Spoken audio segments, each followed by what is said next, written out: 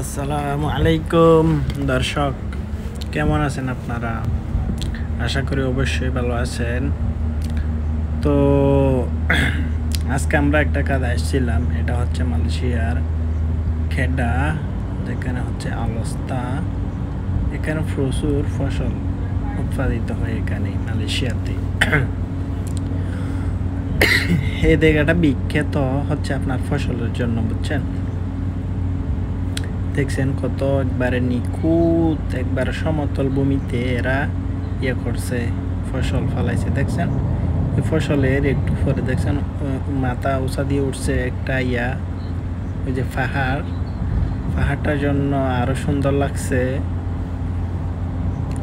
সাধারণত এখানে পাহাড় কম থাকে, উঁচা উঁচা, তো এখানে প্রায় থাকে ওই সমতল ভূমি, এখানে ফসল ফলানো যায় যেমন বাংলাদেশের মতোই বেশিরভাগ।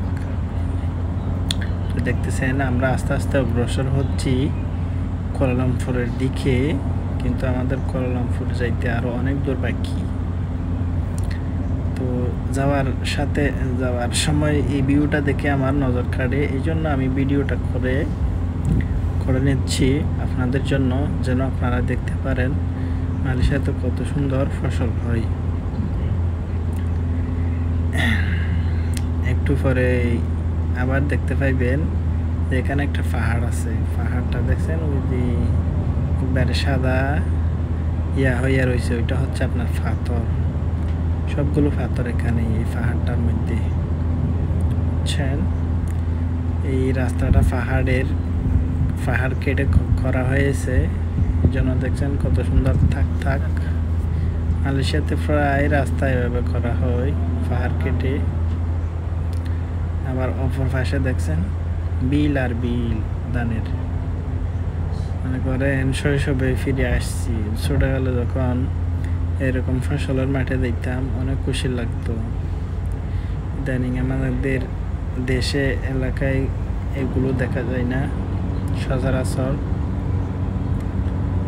তো মালয়েশিয়াতে অনেকদিন পরে দেখলাম আর কি।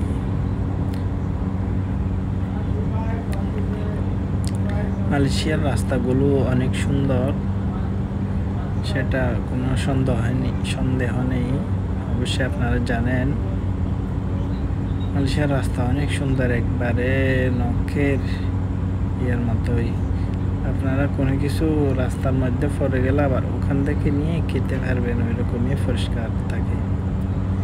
কারণ এখানে ধুলাবালি তেমন হয় না, ধুলাবালি নাই বলতেই চলে। তারপর এখানে প্রায় সময় বৃষ্টি হয়, এই জন্য রাস্তাঘাট একবারে ক্লিন হয়ে যায়।